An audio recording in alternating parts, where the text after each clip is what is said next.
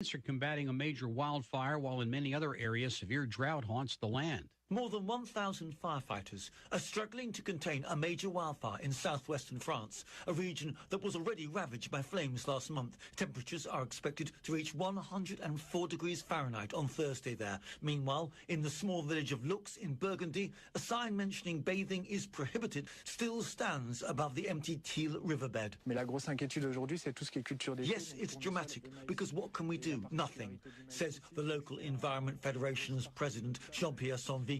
We're waiting, hoping for storms with rain. France, like many other European countries, is going through an unprecedented drought affecting key economic sectors, especially the farming industry. I'm Charles de Ledesma. You can always check out the latest breaking news and read the best analysis. They're both at townhall.com. South Carolina Senator Lindsey Graham fighting a subpoena in a Georgia election probe. Prosecutors in Atlanta say they need a special grand jury to hear from U.S. Senator Lindsey Graham because he may be able to provide insight into the extent of any coordinated efforts to influence the results of the 2020 general election in Georgia. Fulton County Chief Senior Assistant District Attorney Donald Wakeford made that argument Wednesday during a federal court hearing on a request by Graham to quash his subpoena. Graham's attorney, Brian Leo, argued that Graham's position as a senator protects him from having to appear before the grand jury in the investigation into whether former President Trump and his allies committed any crimes as they sought to overturn his narrow election loss in Georgia. Bernie Bennett reporting. A federal judge yesterday ruled Walgreens guilty of substantially contributing to San Francisco's opioid addiction epidemic, saying the drug chain flooded the city's pharmacies with millions of opioid pills without safeguards to prevent suspicious prescriptions from being filled for 14 years. Townhall.com. Hi, I'm Alex Stimley, candidate for Leon County School Board, District 4. As a lifelong resident, I've attended our schools, I've worked in our schools, and my kids go to our schools. For me, this election is not about power, it's not about title, and it's not about politics. This is about our kids and the positive impact our schools can have on our community. Our schools are vulnerable, our parents are voiceless, and our educators are defenseless. Your kids, grandkids, your neighbor's kids, and my 2 kids. That's my why. I'm Alex Stimley, and I have paid for and approved this message. And I hope to have your vote for Leon County School Board, District 4. We have Ben Shapiro. In some ways, the worst thing that has happened to Biden is the fact that Republicans blew both of those Georgia Senate races, because now there's been an actual ask made of Democrats. If Mitch McConnell were running the Senate, we all know this would be DOA. But because it's Manchin and Sinema, it's put Biden in a box of his own making, because he is not pursuing anything remotely like a moderate policy. Ben Shapiro. Weekdays from 3 to 5 p.m. on Tallahassee's Real Talk station. Real Talk 93.3.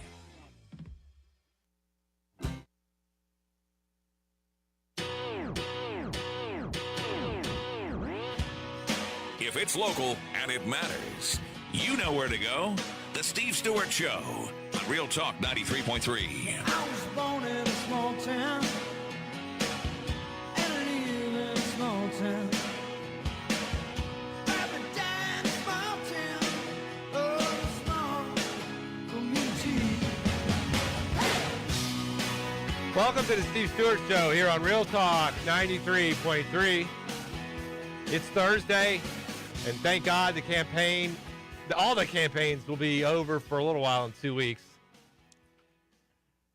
I say that in jest. I mean, this is what I'm supposed to enjoy doing, right? And so we've spent the last 4 to 6 months interviewing candidates and giving people, a forum to where it's not sound bites. We used to do this for 10 minutes, but now we've got like the full hour where we interview candidates, and they do. I lull them into this comfort zone, and then I hit them with really tough questions. But so today we're really special guest, joined by City Commissioner Jeremy Matlow. Welcome, Mr. Matlow. Hey, Steve. How's it going? Good. I should ask you, how's it going for you in the campaign season? Well, I'm over in 2 weeks, but some candidates may have to go till November. So. No, and all the candidates are asking me to, let voters know that they have to vote August 23rd because some races will be over. This is not like your traditional primary where you're going to have, another opportunity in November. And with your race, with only 2 candidates, it will be over August 23rd. So that's got to be a little bit of a relief for you. Yeah, very, very. Unless we get the exact same amount of votes, then I think maybe we go to a runoff. I don't know how that works. I think John Daly picks the winner. Yeah, flip a coin. But anyway, So the reason I had you, I'm having you on, and you're nice, very nice to come on, is that we've already had you and Mr. Bellamy on to talk about your campaigns. I think, like I said, I've interviewed candidates over the last few months and trying really to focus on getting some positions on issues. But what we've seen now as this campaign has developed, and we've talked about this a little bit, there's not really any conservatives or Republicans running in a lot of these city and county seats. It's really become more a race between sort of establishment, I'll call them establishment Democrats, and more of a progressive wing of the Democratic Party. And I've anointed you as the leader of this progressive movement, Mr. Matlow. And so, first of all, I wanted to get your view of that. Do you agree with that assessment? And not that there's anything wrong with being progressive. Yeah, not entirely. I do think you're seeing more younger progressive candidates step up and run. I'm not sure. When I think of the establishment, it's neither Democrat nor Republican. It's a mix of both, and it's kind of what's wrong with government across the board. But I think what we're seeing in Tallahassee is more people are getting involved from different political perspectives. I mean, it goes from left to center to different blends, but we're seeing it in every race, every city race, every county race, maybe some school board races as well. So, yeah, there is a emergence of people who are kind of fed up with the status quo and want to see us go in a different direction. Now, on the local level, really, Republicans aren't involved here with the establishment. The city and the county they're all Democrats, the ones that have been elected. When you're elected, yeah, but when we get into campaign financing and who's pulling the strings behind the things, it's a collaborative effort from all parties. Now, on the progressive side of it, you've chosen to sort of help out a number of candidates that I would categorize as sort of in the progressive wing. You're helping out Adner Marcellin, who's running against Diane Williams-Cox, and I've seen some town halls where you had Josh Johnson on and giving them a forum because of your, obviously you have elevation because you're a city commissioner. So let's talk about the Diane Williams-Cox issue here. We wrote an article about this. You and Commissioner Porter have endorsed her opponent, but you've gone beyond that. They're using your images on mailers, social media posts. You guys are making phone calls. That's a rare thing to do. Your response? Yeah, so, for me, I'm supporting Adner Marcellin in that race, and you're correct. I'm also supporting Josh Johnson and the county race, Marie Radigan for HD8. But what I see is, I didn't run for office to make everybody happy. I didn't run for office to get along with everybody. I ran for office to change the way we do things in the city of Tallahassee. So right now I'm supporting candidates that recognize we still need change. We saw what happened throughout the public corruption trial. We didn't make enough changes. We still have a city manager who's not good at the job. We still see investments going to crazy giveaways at the Northeast Gateway and Doak Campbell Stadium. And our most basic neighborhoods still aren't getting the infrastructure investments they need. Our small businesses still aren't getting the help they need. So again, it's not about personality. It's not about against individuals, but it's about people who recognize there's a problem at City Hall and want to help fix it. So you're concerned about the collegial body part of this with Commissioner Diane Williams-Cox is that, look, I'm just helping somebody that has my same view on issues like the city manager, like the Northeast Gateway, like law enforcement. Would that be your response? Yeah, mostly I don't think I agree with anybody on everything, but people who recognize that there's a problem in the city and need to change it. And I think that's probably starts at city management and some other things. But I would push back that this is new. John Daly was on, campaign materials for Elaine Bryant. There's several elected officials on campaign materials for Diane and Bellamy as well. So these aren't new. There's just it is what it is. There's a side of people who want to support the kind of Grow Tallahassee developer establishment, and then there's everyday people who are also banding together to push for a better Tallahassee. And I agree with you on that. You've argued that you're transparent, and you've been very transparent in this situation. You sit on a dais with, other commissioners, and you're trying to help them get defeated. Obviously, you're saying you didn't want to be liked by people. You wanted to change what was good for Tallahassee. Any thought that maybe, that approach, you should get along a little bit with people so you can marginally get things better instead of just totally pushing the agenda through? Yeah, so when you say get along, none of this is personal, right? This is just political. It's votes on a commission for what we agree we want to do. But you're not going to see any personal negative attacks coming from me. You are seeing that from the other side directed at me, and that's the difference here. You know, we are all policy minded of what we can do to get better. I knocked on commissioners' doors. You know, we can have friendly conversations as well. So none of this is personal animosity. It's just about making Tallahassee better. All right, let's talk about this, the latest article that Tallahassee Reports has up about this group in California that is, and I don't want, you know, people can go read the story at TR. The basic thing is that there's a group in California that's been sort of funneling money into some campaigns to be used in local races to benefit progressive candidates. Sort of goes against your message of being transparent, against dark money. How comfortable are you with what is going on with regards to that group? Well, I mean, in an ideal world, Citizens United would be overturned. We'd have very strict limits on contributions.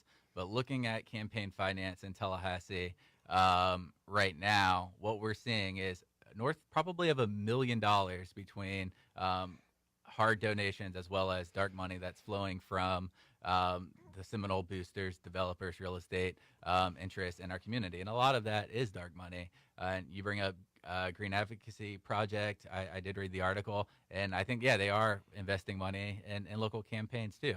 You know, where does it end? I don't know. But when we keep changing the rules, when I ran in 2018, the maximum contribution was $250.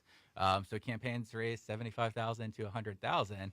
But now we've changed the rules to $1,000, and now a campaign can raise $300,000, all from majority Seminole booster type people. At some point, people are going to get left behind. So, I mean, I think we all need to collectively come together and find out what's too much and put an end to it. And that's going to take legislative changes. Now, you talk about this group and this election cycle, but they've been here since they first got involved in 2018, and nobody really knew about it. But looking back now, there was money that was funneled from them. So it's been an ongoing thing of using, and I understand that this happens everywhere, but when you use it as a campaign message that you're against it and that it's helping you, I mean, that does sort of, it's a mixed message. Well, I don't think so. I mean, what we're against is what's happening in the city of Tallahassee. And what's happening here is special interests are dumping hundreds of thousands of dollars into campaign coffers, and in return, they're getting millions of dollars in city contracts. We're selling no-bid land deals, and people are getting $600,000 in fees from that. It's ridiculous. All right, that's a great place to end, and we will pick up there when we get back talking to City Commissioner Jeremy Matlow. So stay tuned. We'll be back after we flip to page 2. It's the Steve Stewart Show on Real Talk 93.3.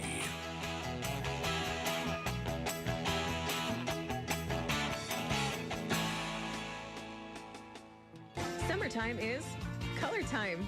This summer, why not spend your time off with a home improvement project?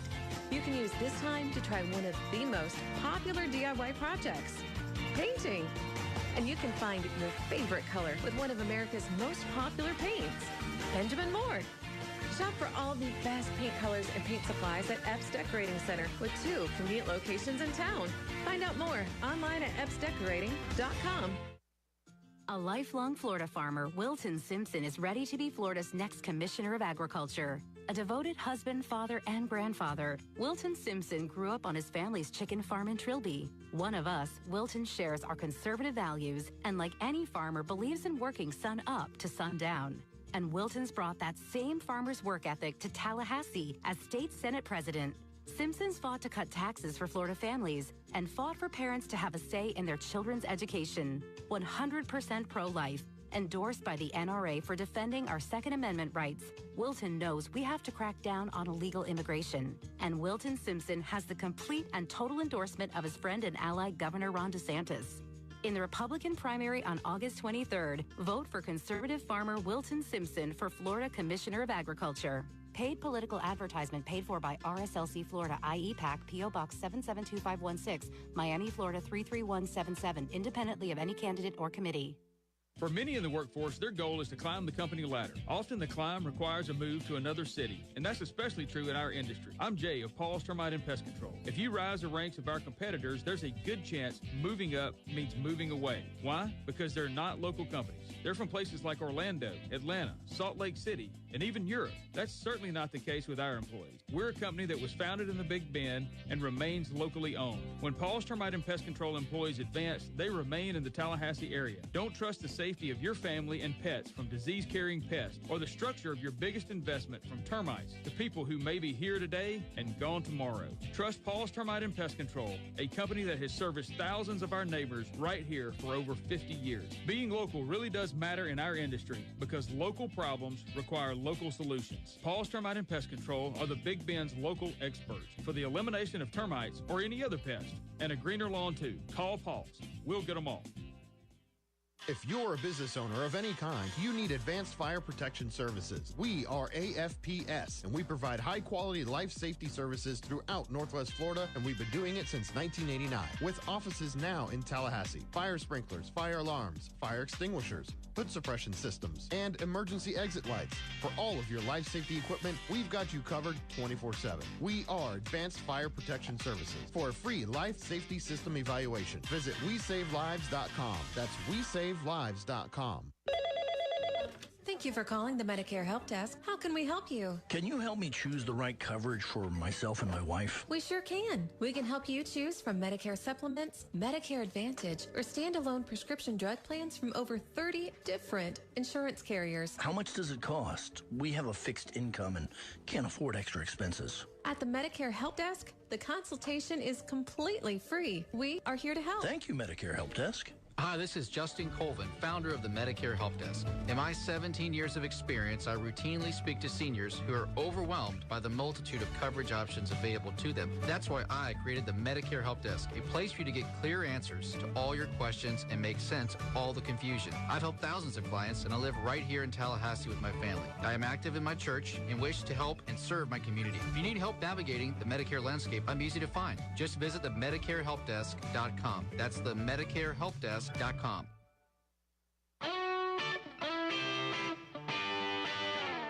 He has his finger on the pulse of hyper-local politics. It's the Steve Stewart Show on Real Talk 93.3. All right, welcome back to the Steve Stewart Show here on Real Talk 93.3. We'll get right back into this. We left there with Commissioner Matlow talking about the correlation between donations and from the boosters and sort of the dope vote. I want to spend a little bit of time on that.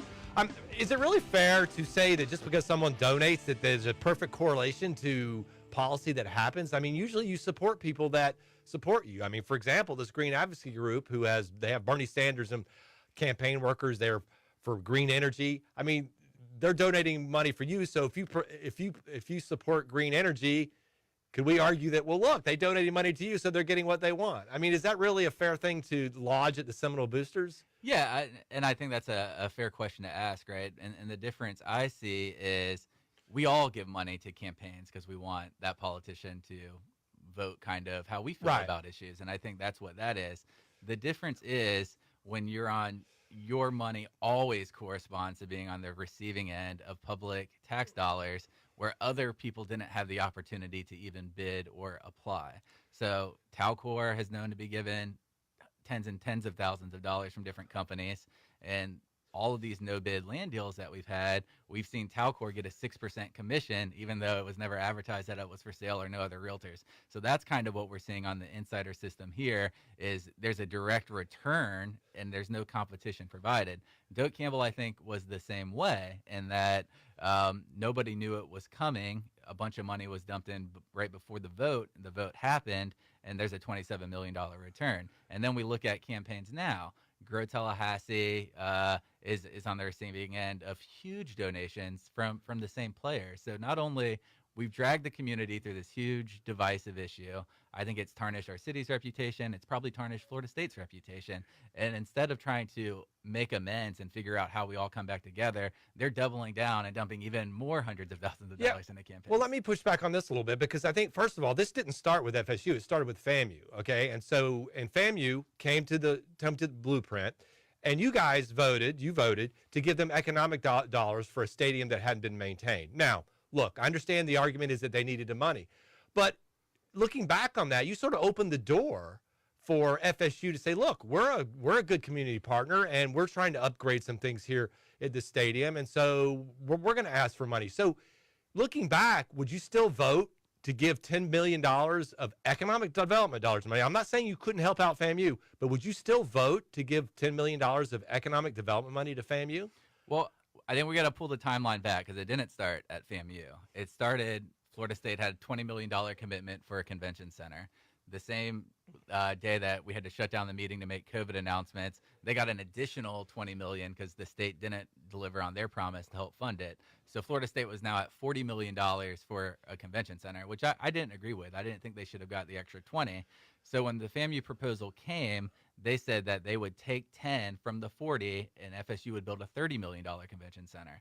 So at that point, we were getting 2 projects for previous committed money.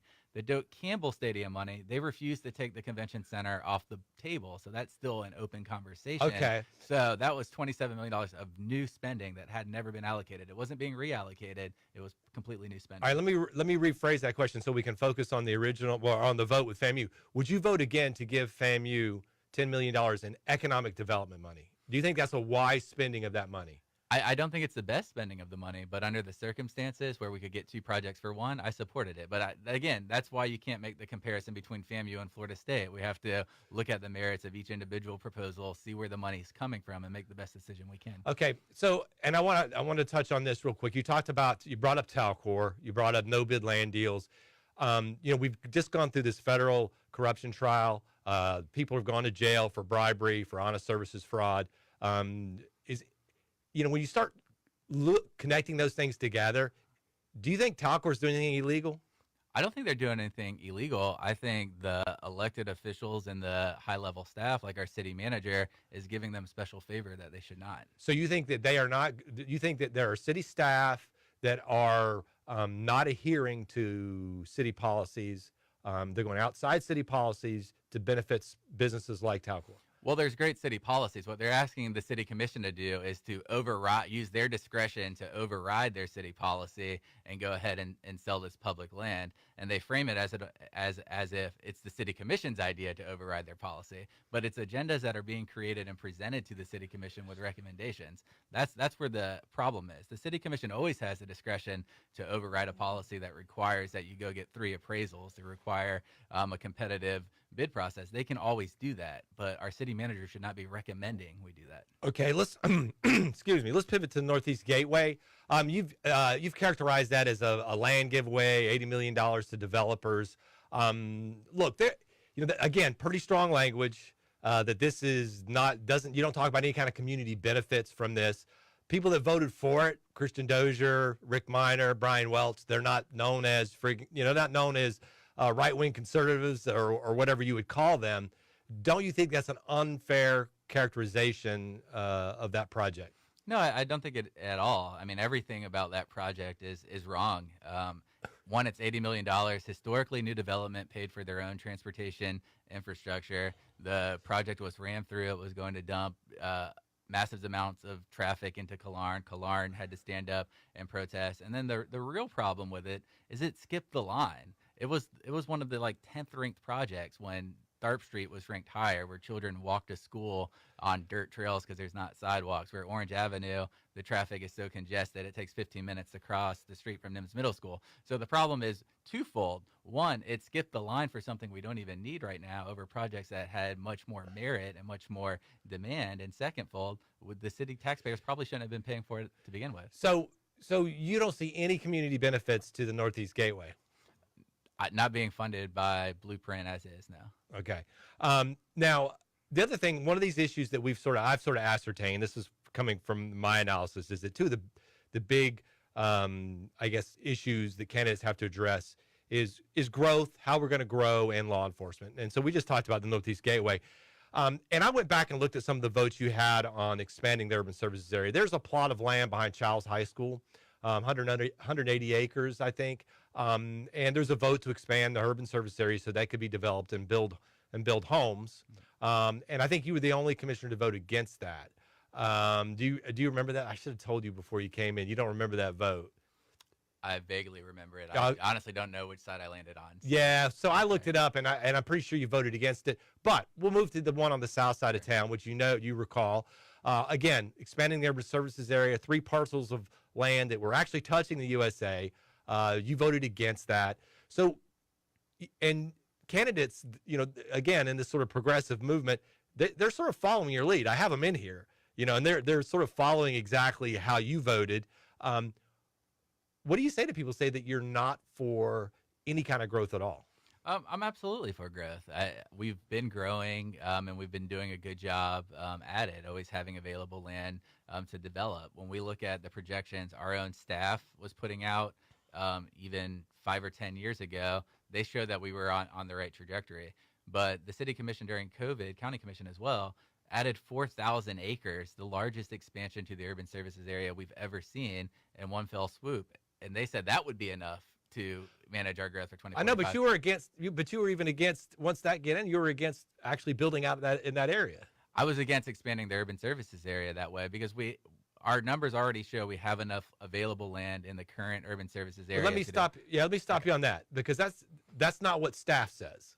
Well, which staff are you? That's Artie White, the Artie White, the planner that is in charge of this. That's not what he says. So you disagree with him?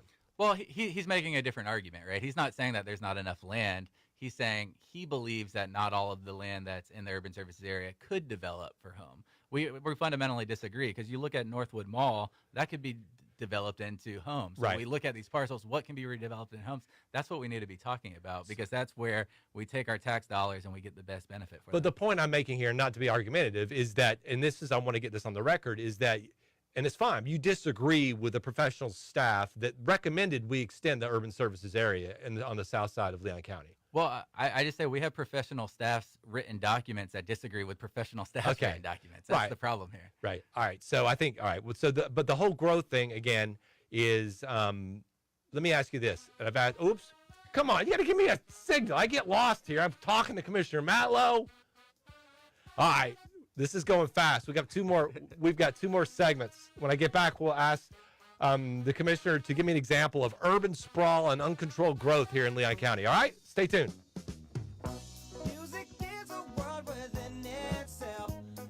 The Steve Stewart Show will be right back on Real Talk 93.3.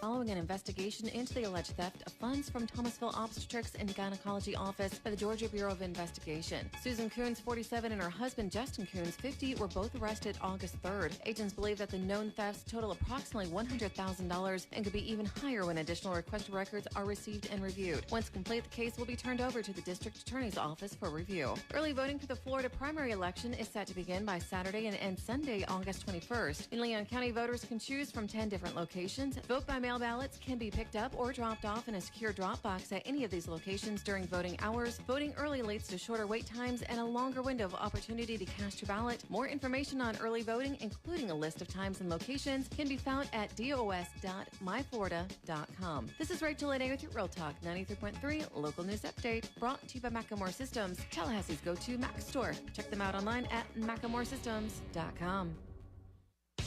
Your sports update with Mike Sennett. This Real Talk 93.3 Sports Flash brought to you by Progressive. 1-1 pitch, cracked in the air, deep left center field. This is going to go the distance. A 3-run home run for Marcell Ozuna. And the Braves are on the board, and Ozuna makes it 3-0 Atlanta. Atlanta Braves Radio Network with the call. Marcell Ozuna with a 3-run shot. Braves over the Red Sox 8-4. Kyle Wright leads the National League now with 14 wins this season. Atlanta Braves return to action at the Miami Marlins tomorrow. Darren Green Jr. with 25 as Florida State beat McGill University 90-74 in Montreal as the Seminoles close out their Canadian tour with a 3-0 record. For lightning fast sports alerts sent right to your phone, download the free Score app today. Mike Sennett on Tallahassee's Real Talk station, Real Talk 93.3. This is meteorologist Paul Trombley with your Real Talk 93.3 weather update. Scattered thunderstorms likely this afternoon. Otherwise, cloudy skies with a few peaks of sun. High temperatures reach up to 88. South winds 5 to 10 miles per hour. Scattered thunderstorms likely tonight. Lows around 72. Partly cloudy. Scattered thunderstorms likely tomorrow. Daytime highs approaching 88. Cloudy skies expected. This report is brought to you by the Lawn Johns. For all your landscaping and lawn care needs, visit thelawnjohns.com. Right now, 82.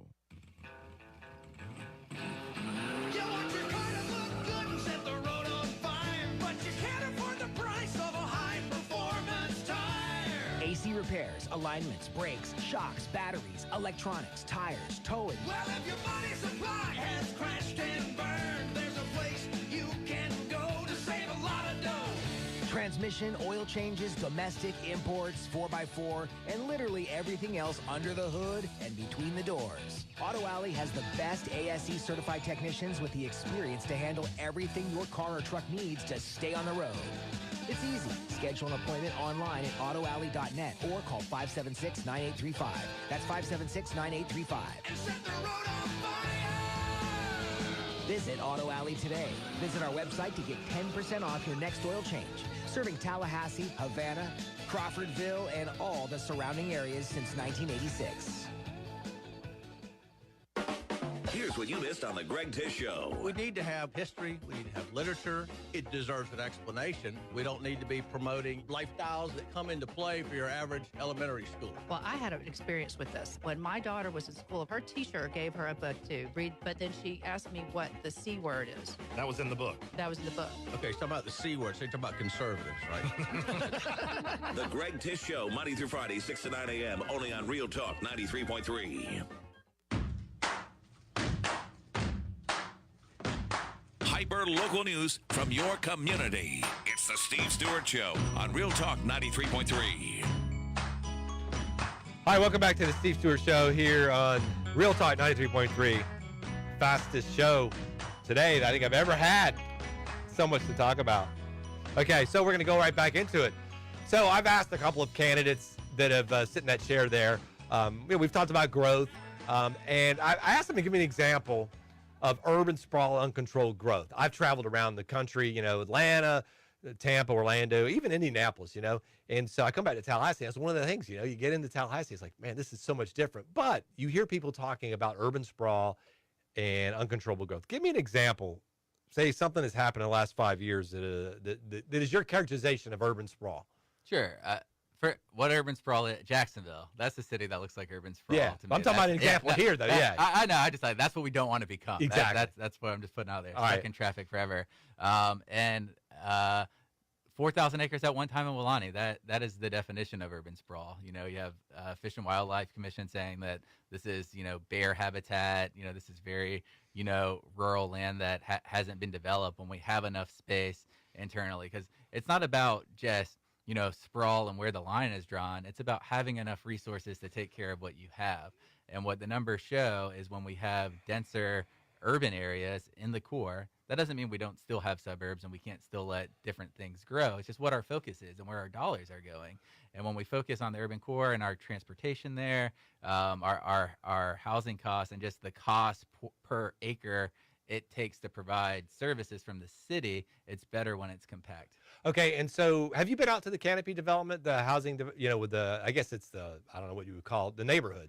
Yeah, I drove by Canopy when they got the largest fine from the Northwest Florida Water Management I think District that's in history. I think that's real cheap shot there, Commissioner Matlow. I mean, if you go out and it seems like though, in the art when I talk to you, just like the gateway, there's nothing beneficial of these things. There's two things that can be true. Things can have problems, but things can also give benefits. We had Rick Miner on the show, who again is no flaming conservative, who voted for the Northeast Gateway and was sitting in that chair and defended it. He said, look, I think we needed it for future growth. It protects the canopy roads, Miccosukee and Centerville Road.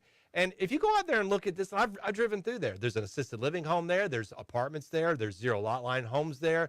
There's entertainment complex there. There's bigger homes. Is there anything positive in the canopy development, Commissioner Matlow? Yeah, there's always positive, but everything has to be what the opportunity cost is. Those benefits Rick mentioned may be true of Northeast Gateway. Is it more important than North Monroe Corridor, where we're seeing it just continue to degrade? No, I don't think so. So it's not that everything's bad. It's just what your priorities are. And my priorities are the existing infrastructure we need to repair. And then my problem with developments and developers like Canopy isn't that they're doing it. In a private sector, you should be able to pretty much build what you can and make the profit you can. It's when you keep coming back to us for public subsidies to do it, that's when I start having problems. Well, and to be honest, to be clear on this, and this is my interpretation, is that the Northeast Gateway is a major artery that is going to go through the Wulani Plantation. the roads that are in the developments where the houses are, developers do pay for that. They pay for those roads. So this is like a new road, which is going to help with traffic. I mean, that's the theory. So it's not under normal circumstances. If you go up Thomasville Road and you look at some of those developments that are on the right and left, and they're building roads inside there, the developers pay for those roads. Yeah, but so I mean, if you were looking at the Northeast Gateway and you said, "Is this the best project to reduce current traffic on Thomasville Road?" The answer to that question was no. The only reason the Northeast Gateway even made any sense to build is because of all the brand new development. It's literally a road primarily to serve the new development that hasn't been built yet. So I think if it's just to serve new development for them, that to me is a neighborhood road. Okay. All right, let's switch to, I think, again, as I said, that's our first, the issue growth, I think, is something that is on the ballot, and people can vote for the candidates that they bet the best reflects what they want. And I've done my best to try to let people know the pros and cons of this. Now, law enforcement. Look, we talked about this during the break. You're endorsed by Ben Crump. He's a national civil rights figure that is calls Tallahassee his home. He's endorsed Adner Marcellin. Adner Marcellin, one of his first statements when he got in the race, said he was running against Diane Williams-Cox because of her vote on Doak and also because she voted to militarize the Tallahassee Police Department. So on law enforcement, first of all, was the Rook, is that really worthy of criticizing someone, an African-American Democrat, of militarizing the police force? I mean, I think it probably is. Whether you think that's what that piece of equipment is for or not, I think what always gets lost is if everybody comes to the table, there's very real concerns and real fears from some people in our community who see that. And I think on the police officer side, there's very real concerns like we need these types of things to keep safe. And we can name specific incidences where I think this could save our lives. But that conversation never happens, and nobody ever comes to the table and really moves forward. And it's damaging everybody, the community and law enforcement. So you believe that Diane Williams-Cox voted to militarize the police department? I did not say that. I mean, I don't think it's that. I'm not sure what Adner Marcellin was referring to. So you're kind of losing me there. But there he was are referring to the vote right? on the Rook, which you voted against. Well, I mean, I think the Rook. I think when we recently, saw the story where war criminal Eddie Gallagher is training with TPD. These things send a signal, whether you think it's fair or not. There's a perception in the community that absorbs that, and so we have to put our best foot forward as a city government and a police department to show that we are a community-based organization. Look, and I agree, and and that's a perception, right? So I don't know this thing you talked about, Eddie Gallagher. I didn't even know who he was. I know that this was an event that the police department goes to a couple of times a year or over the last few years. But this is, like you said, though, it's the perception, and that's what I want to get to with Ben Crump. Again, I would say a very controversial figure. He's on the face of a lot of these police related shootings. Some of them, the juries find the officer guilty. Some of them, they find the officer not guilty. And so he's endorsed you. You've embraced that endorse. He's tweeted out that Michael Brown, who was shot by a police officer in Ferguson, which resulted in riots, was murdered. Turns out the white police officer was cleared by a jury trial and was also cleared by Obama's DOJ, Department of Justice. Are you comfortable with an endorsement from someone like that who doesn't seem willing to accept in the situations where officers are cleared? Obviously, there are situations officers are guilty, but continues to promote that someone was murdered. I'm comfortable with being endorsed by Ben Crump. I know he's an attorney. He will fight for his clients. That's part of his job. But I think zooming out to the bigger picture of why people took to the streets, how do we overcome this perception and reality to a lot of people on some of these shootings? We need to get to the bottom of that. Well, yeah, but Commissioner Matlow, what I would tell you, though, is they burnt down a town, for in this situation. Now, there are other situations, but this situation, the officer was cleared by not only people in Ferguson, Missouri, but also by the DOJ. And so if you go back and look at that, somebody ratcheted that up to the point to where there were people killed and a friggin' city was burnt down. And now you have Ben Crump still saying he was murdered. I mean, that to me is as extreme as some of the right-wing things that you cite. Well, I'll ask Ben Crump to come on your show. Well, I mean, no. I mean, it's sort of like, and again, we get back to the campaign tactics. We criticize associations with people. Everybody's doing it. So, I don't know. I think that's one that if I were you, I'd consider, because it's just, and I'll call Mr. Crump, see if he'll come on and we can talk about it, because look, it's one thing for someone to be convicted, okay, in a police-related shooting, but it's another when someone is found, not guilty, and then even the feds go in and look at it, and for someone to keep calling him a murderer. That's an extreme position. And I think you've highlighted in an editorial, about some of the extreme positions on the right, the right-wing politicians or whatever are taking. I just think it's fair to reveal that that happens on both sides. Sure. I mean, I think everybody has a different level of what they think is extreme. To me, I think Matt Gaetz wearing a gas mask on the House floor is extreme. I think David Bellamy supporting that extremism. Well, wait, but Commissioner Matlow, I would agree with that. I would agree that Matt Gaetz wearing is extreme. I would also agree that Ben Crump calling somebody who's been cleared by 2 different investigations a murderer is extreme. Would you agree with me on that? I don't agree, no. So you're saying that labeling something a murder that has been cleared by a jury in the state and also by the feds is not extreme? What I'm saying is bringing extremism to the city commission, which is what Dr. Bellamy is attempting to do through his donors, the people he supports, and the people who are donating to him, is wrong for Tallahassee. I'm not here to.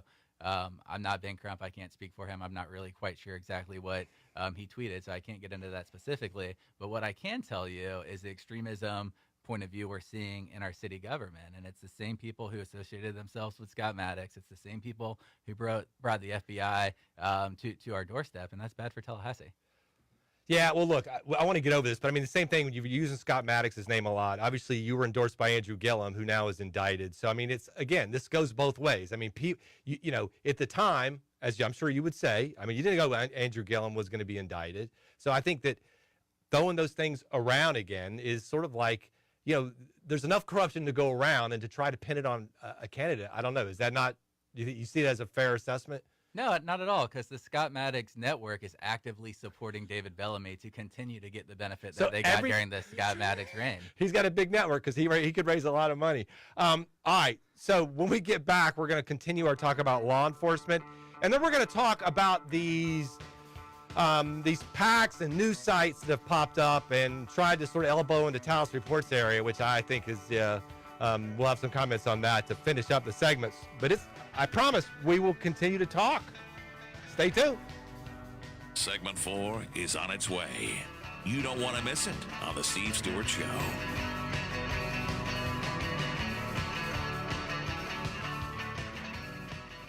Stimley, candidate for Leon County School Board, District 4. As a lifelong resident and a graduate of our school system, I look forward to the opportunity to serve our community. My goal is to bring 20 years of Leon County educator experience and my passion for student success to generate a renewed energy for the district and to provide a new voice for our classrooms. My name is Alex Stimley, and I have paid for and approved this message, and I'm asking for your vote for Leon County School Board, District 4.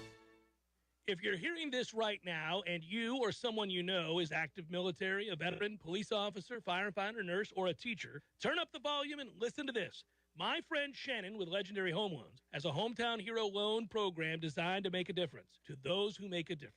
When it's time to buy a new home, he will waive all lender fees for all Hometown Heroes. That's a $1,600 value right out of the gate. Also, if you decide to use their preferred title company for their closing, you'll be saving another $600. That's $2,200 in discounts right off the top. That's like 20 tanks of gas in your car. And today, more than ever, it's important to save as much money as you can, wherever you can. So if you or someone you know is active military, veteran, police officer, firefighter, nurse, or a school teacher and looking to buy a new home, choose Shannon Young, Legendary Home Loans, and ask about their Hometown Heroes program. Call 844-FSU-LOAN or just visit FSUHomeLoans.com. That's FSUHomeLoans.com. Equal housing lender. NMLS number 2270146. Thank you for calling the Medicare Help Desk. How can we help you? Can you help me choose the right coverage for myself and my wife? We sure can. We can help you choose from Medicare supplements, Medicare Advantage, or standalone prescription drug plans from over 30 different insurance carriers. How much does it cost? We have a fixed income and can't afford extra expenses. At the Medicare Help Desk, the consultation is completely free. We are here to help. Thank you, Medicare Help Desk. Hi, this is Justin Colvin, founder of the Medicare Help Desk. In my 17 years of experience, I routinely speak to seniors who are overwhelmed by the multitude of coverage options available to them. That's why I created the Medicare Help Desk, a place for you to get clear answers to all your questions and make sense of all the confusion. I've helped thousands of clients, and I live right here in Tallahassee with my family. I am active in my church and wish to help and serve my community. If you need help navigating the Medicare landscape, I'm easy to find. Just visit the MedicareHelpDesk.com. That's the MedicareHelpDesk.com. Here's an important COVID-19 announcement for businesses and schools. Has the COVID-19 pandemic stalled or disrupted your business or normal schedules? Has your revenue dropped drastically? Are your customers anxious about coming back in to shop? Well, we've got great news.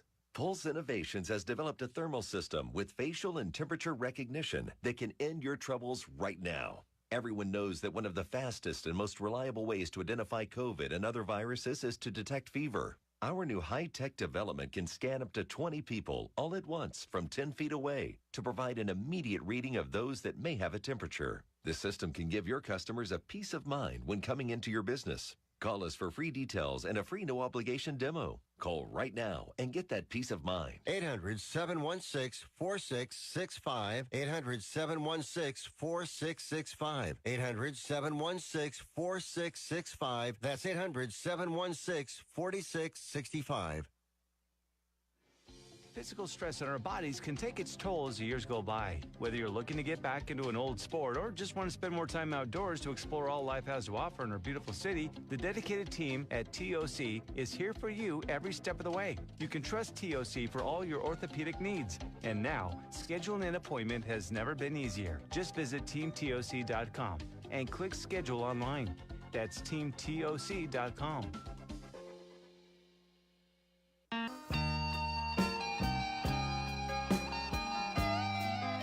Local voices, local conversations, stories that you want to hear.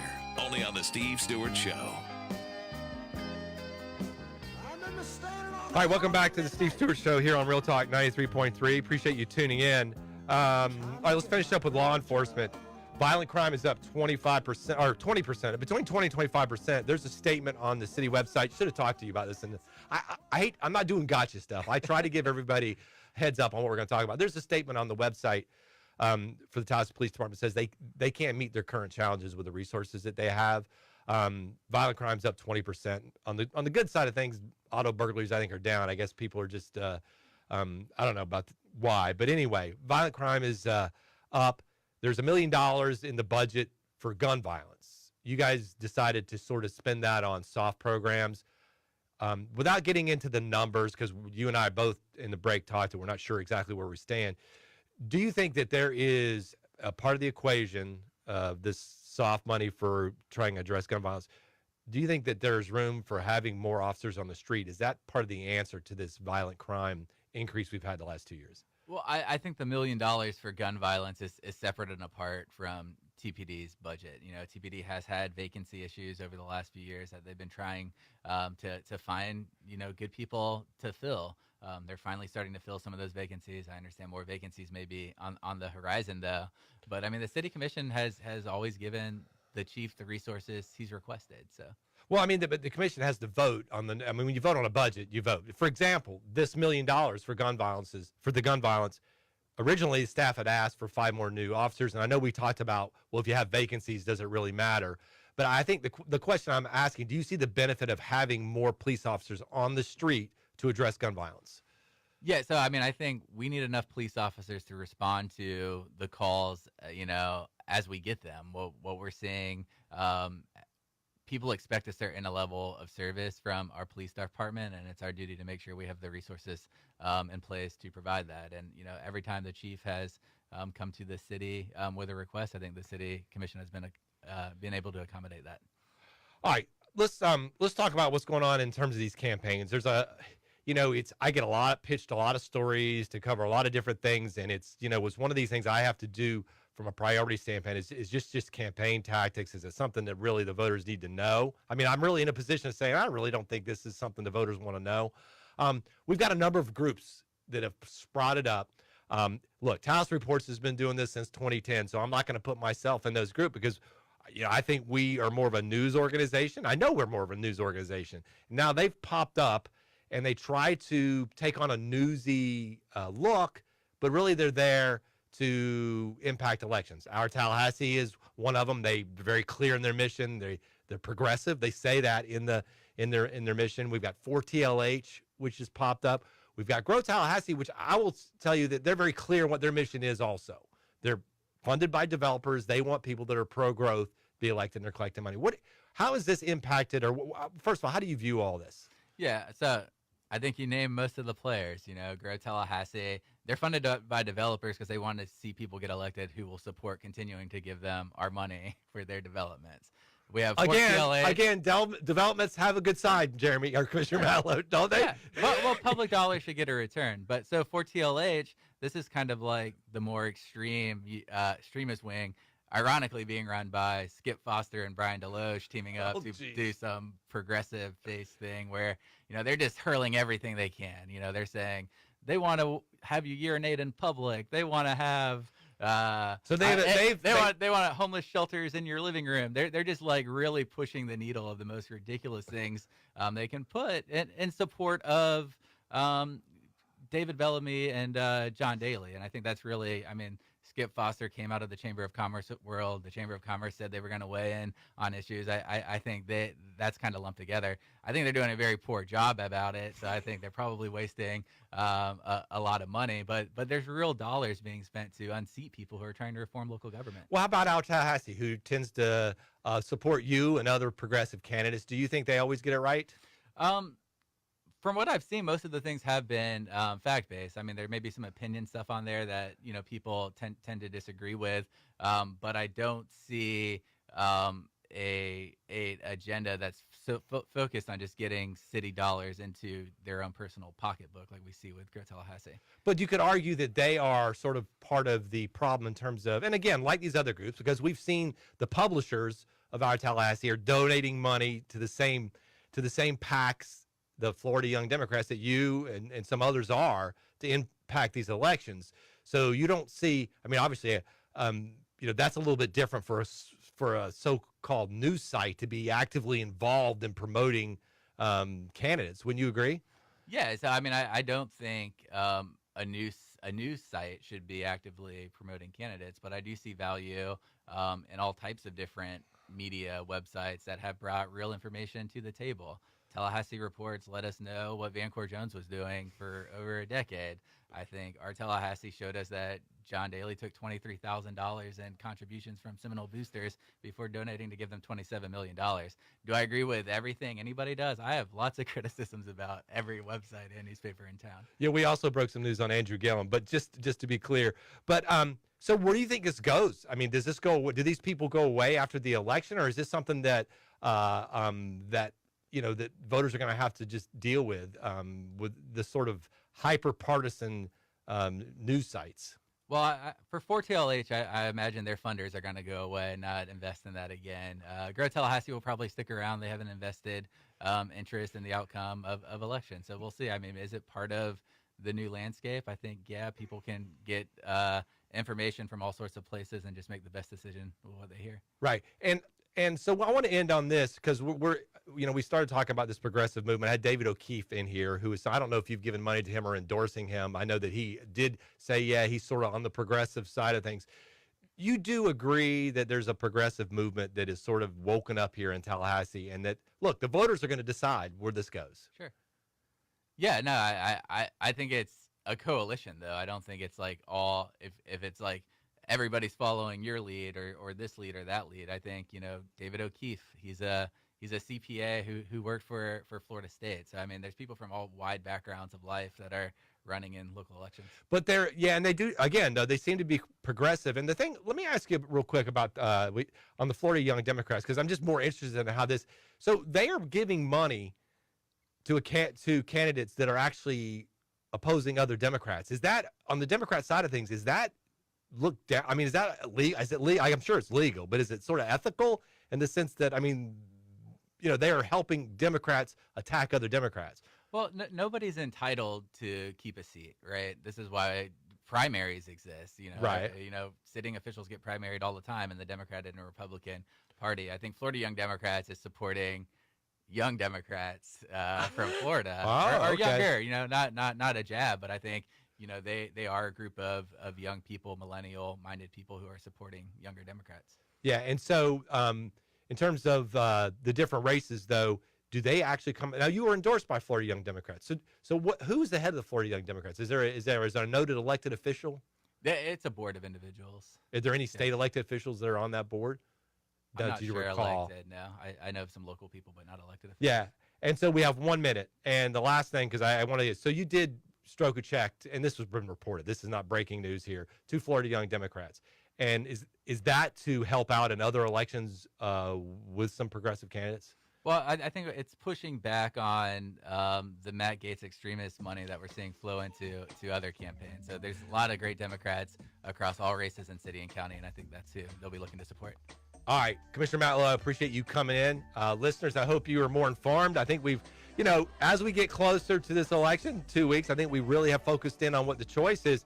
And as I have said, I am going to be really interested to find out really where this community is on a lot of these different issues. And it's all about getting out and voting, which is August 23rd. So be sure and do that. All right, we'll be back on Tuesday. Have a great weekend.